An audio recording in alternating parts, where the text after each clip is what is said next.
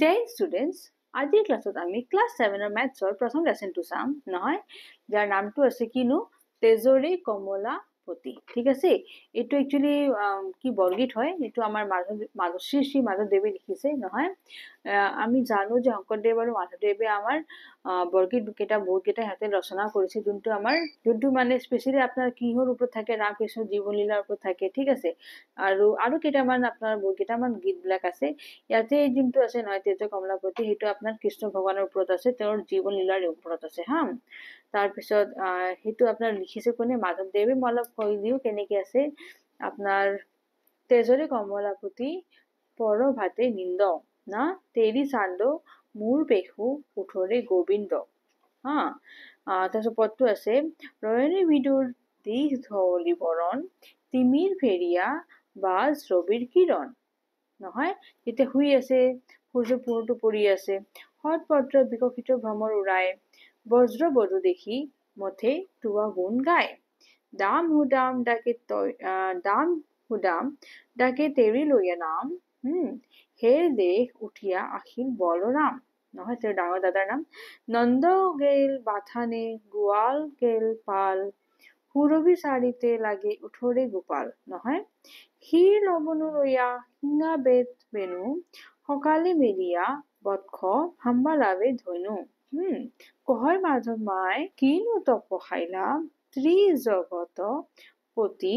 মানে এইটো আমাৰ ত্ৰিজগতৰ পতি হয়তো কৃষ্ণ ভগৱানে এইটোৰ কথা কৈছে। ত্ৰিজগতৰ পতি হৰি ৰাখোৱাল পাইনা নহয়, এইটো আপোনাৰ বৰগীত আছে। আৰু ক'ৰ পৰা লোৱা গৈছে এইটো আপোনাৰ কিতাপটো দিয়া আছে, হৰি নাৰায়ণ দত্ত বৰুৱা সম্পাদিত নহয়, বৰগীত পুথিৰ পৰা লোৱা হৈছে। ঠিক আছে, বহুত ধুনীয়া আছে গীতটো, বহুত ধুনীয়াকে আপোনালোকে গোৱাৰ চেষ্টা কৰিব। মই এনে জাষ্ট মাতি দিছো হা। এতিয়া ইয়াৰে ওপৰত আমাৰ কি বুলি কয় ভিত্তি কৰি কেইটামান প্ৰশ্ন উত্তৰ আছে, যোনটো আমি এতিয়া চাম নহয়। তাৰে আগতে আপোনাৰ ইয়াতে দিয়া আছে মাধৱদেৱৰ বিষয়ে, শ্ৰী শ্ৰী মাধৱদেৱৰ বিষয়ে এইখিনি দিয়া আছে। এইটো ধুনীয়াকে আপোনালোকে মুখস্থ কৰি ল'ব। এইটো আপোনালোকৰ এনেও মানে আহি থাকে পৰীক্ষাত। ঠিক আছে, আৰু ইয়াতে আপোনাৰ কি বুলি কয় বৰগীতৰ আছে, বৰগীতৰ বিষয়ে। তাৰপিছত আছে বজ্ৰাৱলী ভাষাৰ বিষয়ে কৈ দিছে নহয়, এই ভাষাটো কি আছে বজ্ৰাৱলী ভাষা, য'ত মানে সিহঁতে লিখিছিল। ঠিক আছে, তাৰপিছত শব্দাৰ্থ আছে, যেনেকে আপোনাৰ কি বুলি কয় ধ্ৰুৱ মানে কি? ধ্ৰুৱ মানে আপোনাৰ ধ্ৰুপদ ধ্ৰুৱপদ এইবিলাক আপোনাৰ কি আছে, যিবোৰ মাজে মাজে পুনৰাবৃত্ত হৈ থাকে নহয়, সেইবিলাক হ'ল ধুৰা বা গীতৰ দোহৰ নহয়। তেজৰে মানে কি? এৰা বা ত্যাগ দিয়া। কমলাপতি মানে কি? বিষ্ণু ভগৱানক কৈছে হয়নে, যে ভগৱানক কি কৰিছে? ত্যাগ কৰিছে, সেই তাকে কৈছে তেজৰে কমলাপতি নহয়। তাৰমানে লক্ষ্মীপতি বা লক্ষ্মী ভগৱান যে আছে, তেওঁৰ পতি মানে বিষ্ণু ভগৱান নহয়, তোৰে কথা কৈছো কমলাপতি হা। তেজৰে মানে এৰি দিয়া, ত্যাগ কৰা, গতিকে বিষ্ণু ভগৱানে ত্যাগ কৰিছে, সেনেকে মানে একচুৱেলি সেই কথাটো এনেই কব খুজিছে হা। তাৰপিছত ইয়াতে আৰু বহুত কেইটামান শব্দবিলাক আছে হা, যেনেকে ধেনু মানে পোৱালি হোৱা গাই। তাৰপিছত বহুত কেইটা শব্দ আছে। নিন্দ মানে নিদ্ৰা কৰা, পৰভাত মানে প্ৰভাত, ৰাতিপুৱাৰ কথা কৈছে। পুৰা শব্দবিলাক দিয়াই আছে, আপোনালোকে ভালকে চাই ল'ব ইয়াতে। ঠিক আছে, আকৌ তাৰে পিছত আহিব আমাৰ ইয়াতে কুৱেশ্যন আনচাৰ। ঠিক আছে, কুৱেশ্যন আনচাৰ বিলাক ইয়াৰ পিছত আছে। বৰগীত শুদ্ধ আৰু স্পষ্ট উচ্চাৰণে গাওঁ, এইটো আপোনালোকে গাব। তাৰপিছত শুদ্ধ স্পষ্ট ভাৱে পঢ়া, ভালকে পঢ়িব। নেক্সট আমি এইটো কুৱেশ্যন আনচাৰ চাম। বৰগীত ৰচনা কৰা মহাপুৰুষ দুজনৰ নাম কি? এইমাত্ৰ কৈছিলো নহয়, আপোনাৰ কি শ্ৰী শ্ৰী শংকৰদেৱ আৰু মাধৱদেৱ নহয়। তেজৰে কমলাপতি নামৰ বৰগীতটো ৰচক কোন? অকে, এতিয়া মই ইয়াৰে কুৱেশ্যন আনচাৰ বিলাক দি দিওঁ আপোনালোকক। ঠিক আছে, প্ৰথমতে চাওঁ, এইবিলাক আপোনালোক নিজেই কৰিব। ঠিক আছে,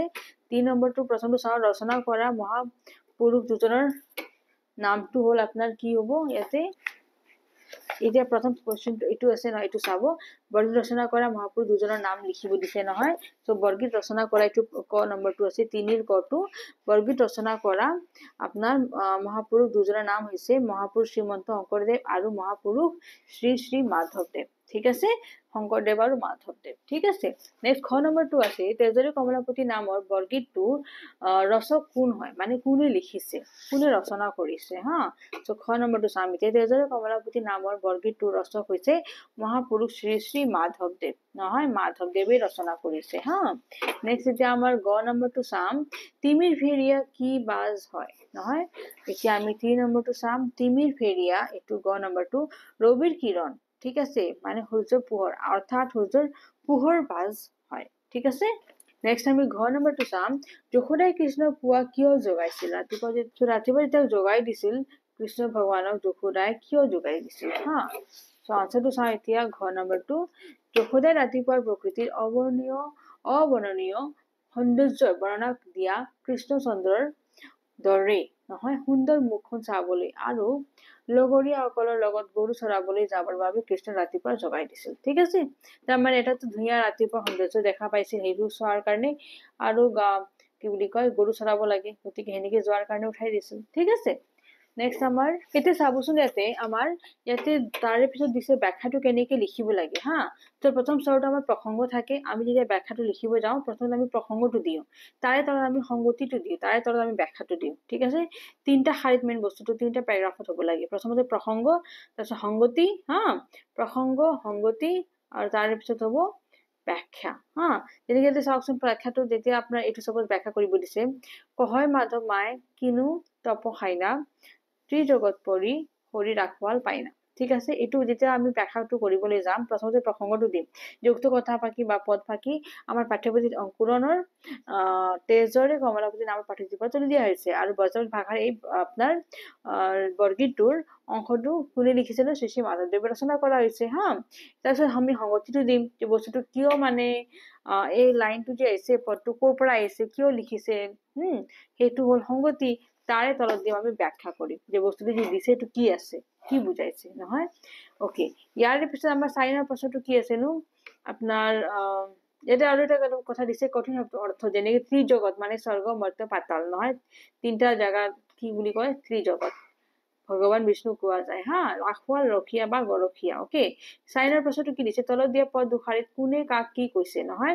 নিজৰে কথা লিখা নন্দ গেল বাথানে গোৱাল গেল পাল সুৰবি চাৰিতে লাগে উঠৰে গোপাল তেতিয়া এইটো আমি বস্তু কোনে কৈছিল কাক কৈছিল কি কৈছিল নিজৰ ভাষাত লিখিব দিছে সো এতিয়া বস্তু আমি এইটো চাম উক্ত কবিতা ফাকি আমাৰ পাঠ্যপুথি অংকুৰণৰ অন্তৰ্ভুক্ত মাধৱদেৱে ৰচিত তেজৰে কমলাপতি নামৰ কবিতাটোৰ পৰা লোৱা হৈছে ঠিক আছে এইটো হ'ল আমাৰ প্ৰসংগ ঠিক আছে তাৰে তলত আমি কি কৰিম আপোনাৰ সন্দৰ্ভটো দিছো আৰু একেলগে ব্যাখ্যাটো মই দি দিছো ইয়াতে যে বস্তুটো কি হৈছে হা উক্ত কবিতাটো ৰাতিপুৱা ৰমণীয় সৌন্দৰ্য বৰ্ণনা দি মাতৃ যশোদাই পুত্ৰ কৃষ্ণক আপোনাৰ শুৱা পাটিৰ পৰা জগাইছে নহয় তাৰমানে শুই আছিল তেতিয়া যশোদা মাই উঠাই দিছে তেওঁ যশোদাই কৃষ্ণ কৈছে যে ৰাতি আন্ধাৰ আঁতৰি গৈ চৌদিশ সূৰ্যৰ পোহৰত আলোকিত হৈ পৰিছে পদুম ফুলবোৰ ফুলি উঠিছে আৰু তাৰ ওপৰত ভোমোৰাবোৰ উৰি ফুৰিছে হয়নে বজ্ৰবধূসকলে কৃষ্ণৰ নাম গুণ গাই দেখি মথি আছে হা তাৰমানে হেঁতৰ মাতি আছে কৃষ্ণ লগৰীয়া দামে কৃষ্ণক মাতিবলৈ ধৰিছে বলৰামে সহ্য ত্যাগ কৰি উঠি আহিছে আৰু নন্দ বাথানলৈ গৈছে আৰু গোৱাসকলে গৰুৰ পাল চৰাবলৈ লৈ গৈছে গতিকে কৃষ্ণই শুৱা পাটি ত্যাগ কৰি উঠি আহিব লাগে আৰু গৰু চৰাবলৈ যাব লাগে সেই গতিকে সেই কি বুলি কয় যশোদা মায়ে শ্ৰীকৃষ্ণ ভগৱানক ৰাতিপুৱা উঠাই আছিল যে তুমি উঠা আৰু দেউতাও উঠিছে দাদাও উঠিছে হা সুদামা মাতি আছে সেনেকে গোটেই কথাবিলাক কৈ দিছে ঠিক আছে আৰু সেনেকে এইটো কথা কৈ পেলাই যশোদা মায়ে কৃষ্ণ ভগৱানক উঠাই আছে ঠিক আছে তাই তলত আছে আমাৰ 5 নম্বৰটো শব্দ সম্ভাৰ আৰু সংবিধান চাই তলৰ শব্দবোৰ অৰ্থ লিখিব দিছে এনেকে কমলাপতি মানে ত্যাগ কৰা এইমাত্ৰ অলপ আগতে কৈছিলো নহয় তিমি ডাকে বজ্ৰবধূ আপোনাৰ হতপত্ৰ ভ্ৰমৰ ত্ৰিজগত আৰু ৰয়নী ঠিক আছে এতিয়া আমি ইয়াৰে চাম কমলাপতি মানে আপোনাৰ কি হ'ব তেজৰে মানে ত্যাগ কৰা আৰু কমলাপতিটো আমাৰ বিষ্ণু ভগৱানে বুজাইছে হয়নে সো আপোনাৰ কমলাপতিটো কি হ'ব লক্ষ্মীপতি বা বিষ্ণু ভগৱান নহয় তাৰপিছত তিমিৰ মানে কি আন্ধাৰ নহয় তমসা এইখিনি বুজি পাইছে আপোনালোকে আপোনাৰ তিমিৰটো কি হ'ব আন্ধাৰ ৰাতিৰ কথা কৈছে নহয় আন্ধাৰ যে হৈ যায় সেইটো হৈছে তিমিৰ হা আৰু কমলাপতিটো ভগৱান বিষ্ণু বুজাইছে কমলাপতি আৰু নামটো কি আছে তেজৰে কমলাপতি তেজৰে মানে কি এৰি দিয়া ত্যাগ কৰা ঠিক আছে আৰু কমলাপতিটো কি হ'ব ভগৱান বিষ্ণু বুজাব ঠিক আছে ডাকে মানে কি হ'ব মাতে ডাকা মানে কিনো ডাকি আছে মানে কি মাতি আছে হা বজ্ৰবধুটো কি হ'ব বজ্ৰধামৰ বোৱাৰী হা বজ্ৰধামৰ বোৱাৰী ঠিক আছে এইটো হ'ব বজ্ৰবধু ঠিক আছে তাৰে পিছত আছে আপোনাৰ হতপত্ৰ মানে পদুম ঠিক আছে হতপত্ৰটো কি হ'ব পদুম ভ্ৰমৰটো কি হ'ব ভোমৰা আৰু শ্ৰী জগতটো কি হ'ব স্বৰ্গ মৰ্ত্য আৰু পাতাল ৰয়নীটো কি হ'ব ৰজনী আৰু নাইবা ৰাতি ওকে গতিকে মই ইয়াতে দি দিছো কমলাপতি মানে বিষ্ণু ভগৱান তিমিৰ মানে আন্ধাৰ ডাকে মানে মাতে বজ্ৰবধু মানে বজ্ৰধামৰ বোৱাৰী হতপত্ৰ মানে পদুম ফুলটো বুজাইছে ভ্ৰমৰ মানে ভোমৰা শ্ৰীজগত মানে স্বৰ্গ মৰ্ত্য আৰু পাতাল ৰয়নীটো হ'ব ৰজনী নাইবা ৰাতি ঠিক আছে এনেকে ধুনীয়াকে শব্দাৰ্থটো লিখি ল'ব ঠিক আছে 5 নম্বৰটো 6 নম্বৰটো এতিয়া চাওঁ বৰগীতটো প্ৰকাশ পোৱা পুৱাৰ প্ৰাকৃতিক দৃশ্যৰ এটি বৰ্ণনা দিয়া ৰাতিপুৱাৰ এটা বৰ্ণনা দিব দিছে তেজৰে এতিয়া 6 নম্বৰটো চাম তেজৰে কমলাপতি বৰগীতটো মাধৱদেৱে বৰগীতৰ জাগৰণ শ্ৰেণীৰ অন্তৰ্ভুক্ত নহয় ইয়াত ৰাতিপুৱা অপূৰ্ব প্ৰাকৃতিক সৌন্দৰ্যৰ মাজেৰে মাতৃ যশোদাই পুত্ৰ কৃষ্ণ যোগোৱা চিত্ৰ বৰ্ণিত কৰিছে বৰগীতিত আপোনাৰ প্ৰকাশ পোৱা ৰাতিপুৱাৰ প্ৰাকৃতিক দৃশ্যটো এনে ধৰণৰ মানে ৰাতিপুৱা মানে দৃশ্যটো কেনেকুৱা আছিল যোনটো আপোনাৰ বৰগীতটো দেখুৱাই দিছে সেইটো মাধৱদেৱে সেইটো বস্তু মই দেখুৱাইছো এতিয়া নিজৰ ভাষাতে হা ৰাতিৰ অন্ধকাৰ আঁতৰি যোৱাৰ লগে লগে বগা বৰণে পৃথিৱীখন আৱৰি ধৰিছে আৰু অন্ধকাৰ আঁতৰাই সূৰ্যৰ পোহৰ উৎসাহিত হৈ উঠিছে পদুম ফুল ফুলি উঠিছে তাৰ আকৰ্ষণতে ভোমৰাবোৰো উৰি ফুৰিছে নহয় বজ্ৰবধুসকলে কৃষ্ণৰ নাম গুণ গাই আপোনাৰ দধিমঠি আছে নহয় দাম আৰু উদামে কৃষ্ণ মাতিবলৈ ধৰিছে আৰু বলৰামে শস্য ত্যাগ কৰি উঠি আহিছে এইটো উঠি আহিছে একেলগে দিব ইয়াতে হা টেকনিকছৰ মিশ্ৰৰ কাৰণে জাগাটো এৰা গৈছে নন্দই বাথানলৈ গৈছে আৰু গোৱালসকলে গৰুৰ জাক চৰাবলৈ নিছে আৰু গতিকে কৃষ্ণ শস্য ত্যাগ মানে কৰিব লাগে আৰু শিৰ লৱণ শিঙা বেনু আদি লৈ গাই গৰু চৰাবলৈ যাব লাগে ঠিক আছে এইখিনি কথা কৈছে কোনেনো যশোদা মায়ে কৈ আছে নহয় কৃষ্ণ ভগৱানক সেই গতিটো ৰাতিপুৱা উঠাই আছিল হয়নে তাৰ আৰু বাকী আছে কাৰণ কিয় উঠাই আছিল কাৰণ পোৱালীবোৰৰ অবিহনে গাই গৰুবোৰে হেম্বেলিয়াব ধৰিছে হয়নে আৰু এইদৰে মাধৱদেৱে বৰগীতত ৰাতিপুৱা এটা সুন্দৰ দৃশ্য প্ৰকাশ পাইছে ঠিক আছে সেনেকে ৰাতিপুৱাৰ বৰ্ণনাটো মই দি দিছো ইয়াতে ধুনীয়াকে লিখি ল'ব তাৰে পিছত আমাৰ 7 নম্বৰ প্ৰশ্নটো কি আছে ইয়াতে এটা তলৰ ছবিখন চোৱা আৰু তাত প্ৰকাশ পোৱা কথাখিনি কোৱা এই গোটেইখিনি ছবিটো দিয়া আছে এইটো নিজে ক'ব দিছে যে সূৰ্য উদয় হৈ আছে চৰাইবিলাক উৰি আছে না পদুম ফুলো ধুনীয়াকে ফুলি গৈছে ঠিক আছে সূৰ্য পোহৰটো পৰি আছে পানীত সেইবিলাক বস্তু দেখাব দিছে চতুৰ্থ চিত্ৰখনত আপোনাৰ ৰাতিপুৱা এইটো সুন্দৰ দৃশ্য প্ৰকাশ পাইছে হা ৰাতিৰ আন্ধাৰ আঁতৰি গৈ আপোনাৰ বগা বৰণে আৱৰি ধৰিছে আৰু আন্ধাৰ আঁতৰাই সূৰ্যৰ কিৰণ উদ্ভাসিত হৈ পৰিছে আপোনাৰ সৰু বৰ পদুম ফুলবোৰ ফুলিবলৈ ধৰিছে ৰাতিপুৱাৰ লগে লগে পক্ষীবোৰে জাক পাতি উৰি গৈছে পাহাৰৰ মাজৰ পৰা উদ্ভাসিত হৈ অহা সূৰ্যৰ আঙুলি আভাই প্ৰকৃতি জগতত এক অনাবিল সৌন্দৰ্য সৃষ্টি কৰিছে ওকে ধুনীয়াকে এইটো বস্তু লিখি দিব এই ছবিটো আপোনালোকে কি মানে প্ৰকাশ কৰিছে কি দেখুৱাব দিছে সেইখিনি নিজৰ ভাষা লিখিব দিছে গতিকে মই দি দিছো ইয়াতে ধুনীয়াকে লিখি ল'ব ওকে গতিকে ইয়াৰ পিছত আপোনাৰ ভাষা অধ্যয়নটো আছে প্ৰথমে দিছে শব্দৰ আগত ত্ৰি শব্দ লগাই নতুন এটা শব্দ গঠন কৰা আৰু অৰ্থ জানি লোৱা হা জগতৰ আগত যদি মই ত্ৰি লগালে ত্ৰি জগত হৈ যাব ঠিক আছে ত্ৰি জগত মানে আপোনাৰ ভগৱান বিষ্ণুৰ কথা কৈছে নহয় ত্ৰি জগত মানে আপোনাৰ কি আহি যায় স্বৰ্গ মৰ্ত্য আৰু পাতাল ইয়াতে আপোনাৰ কোনে চাই আছে তিনটাকো ভগৱান বিষ্ণুৱে চাই আছে নহয় ত্ৰিজগত হা ভুজ মানে ভুজৰ ত্ৰিভুজ হৈ যাব তিনটা যদি ভুজ থাকে ত্ৰিভুজ হৈ গল ত্ৰিকাল হয়নে ত্ৰিশূল কোণ ত্ৰিকোণ আকৌ নয়নটো কি হ'ব ত্ৰিনয়ন ঠিক আছে এইকেইটা আপোনাৰ ত্ৰি আগতে লগাব দিছে এইখিনি লগাই মই দি দিছো ঠিক আছে নেক্সট আপোনাৰ কি আছে নো কটো হ'ল খ নম্বৰটো চাই এতিয়া তলত দিয়া শব্দবোৰ আগত বি পূৰ্ব সৰ্গ লগাই সেইবোৰৰে অৰ্থ প্ৰকাশ একোটাকৈ বাক্য ৰচনা কৰিব দিছে যেনেকে মুখ দূৰ কিৰণ আৰু নন্দ হা প্ৰথমতে চাব আপোনাৰ মুখ মুখৰ কি হ'ব বি যদি লগাই দিয়ে তেতিয়া বিমুখ হৈ যাব হয়নে মুখত যদি বি পূৰ্ব সৰ্গটোক লগাই দিও বিমুখ হৈ যাব বাক্যটো কেনেকুৱা হ'ব আমি ভিক্ষাৰীক কেতিয়াও বিমুখ কৰিব নাপায় বিমুখ মানে কি কেতিয়া যদি আপুনি কিবা চাইছে চাই পেলাই যদি আপোনাৰ এনেকে কৰে যে মই আপোনাক চোৱা নাই সেনেকুৱা টাইপ কৰিছে এইটো বিমুখ কৰা বুলি বুজায় হা তে ভিক্ষাৰী কেইটা যেতিয়া আহে সিহঁতৰ যদি বিমুখ কৰি দিয়ে সিহঁতে দেখোন খালী পেট থাকি যাব সিহঁতক অলপ পইচা দিব লাগে নাইবা কিবা খাবৰ বস্তু দিব লাগে হা সেই কথা ক'ব খুজিছে বিমুখ ওকে দূৰ দূৰটো কি হ'ব যদি বি লগাই দিও আগত তেনেহলে কি হ'ব বিদূৰ নহয় দূৰতে মাকক দেখি অপৰাধ শাস্তি ভোগ কৰাৰ ভয়তে ল'ৰাজনে দূৰতে বিদূৰ হ'ল তাৰমানে দূৰলৈ গুচি গ'ল ভয়তে নহয় নেক্সট কি আছে আপোনাৰ কিৰণ নেক্সট কি আছে এটা আমাৰ কিৰণ আছে হয়নে নেক্সট আমি চাম কিৰণ কিৰণৰ যদি আগত তুমি বি লগাই দিও বিকিৰণ হৈ যাব ঠিক আছে সূৰ্যই আমাক তাৰপৰা পোহৰ বিকিৰণ কৰে নহয় আকৌ নেক্সট আছে কিনো নন্দ নন্দটো কি বিনন্দ যদি বি লগাই দিয়া যায় তো ৰাতিপুৱাৰ মনোৰম সৌন্দৰ্যই প্ৰাকৃতিক বিনন্দিয়া ৰূপত উৎসাহিত কৰিছে ঠিক আছে এইবিলাক হৈছে ইয়াৰে আপোনাৰ কি বুলি কয় বাক্য ৰচনা কৰা নহয় এতিয়া ইয়াৰ পিছত তলত আছে আমাৰ কিনো 9 নম্বৰটো আছে তলৰ বচালি ভাষাত লিখি হা বাক্য চাৰি খাৰি আধুনিক অসমীয়ালৈ ৰূপান্তৰিত কৰা মানে নিজৰ আধুনিক ৰূপত আনিব দিছে প্ৰথমতে আছে ৰয়নি বিদুৰ দিশ ধৱলি বৰণ এইটো বস্তু যে আছে বজালী ভাষাত আছে এটা মই নিজৰ ভাষাত মানে আনিব লাগে মানে আধুনিক অসমীয়া ভাষাত আনিব লাগে হা সেটা মই দিছো ৰাতি আন্ধাৰ আঁতৰি গৈ আপোনাৰ দহলিক বখা বৰণে আৱৰি ধৰিলে ঠিক আছে ৰাতিপুৱা যে আন্ধাৰটো গুচি যায় ধুনীয়া এটা সৌন্দৰ্যটো আহি যায় নহয় দেখাৰ কাৰণে দৃশ্যটো সেই কথা হৈছে হা তাৰে পিছত আছে আপোনাৰ খ নম্বৰটো হটপত্ৰ বিকশিত ভ্ৰমৰ উৰাই হা আপোনাৰ হটপত্ৰ মানে কি আছিল পদুম ফুলৰ কথা কৈছে ঠিক আছে সো ক নম্বৰটো হল খ নম্বৰটো চাই এতিয়া পদুম ফুল ফুলি উঠিছে আৰু ভোমৰাবোৰ উৰিব ধৰিছে নহয় হটপত্ৰ মানে কি আছিল পদুম ফুল ঠিক আছে তাৰে পিছত আছে আপোনাৰ গ নম্বৰটো দাম হুদাম ডাকে তেৰি লয়া নাম হা তাৰমানে হুদামাই বাকি আছে না মাতি আছে তো দাম আৰু হুদামে তোমাৰ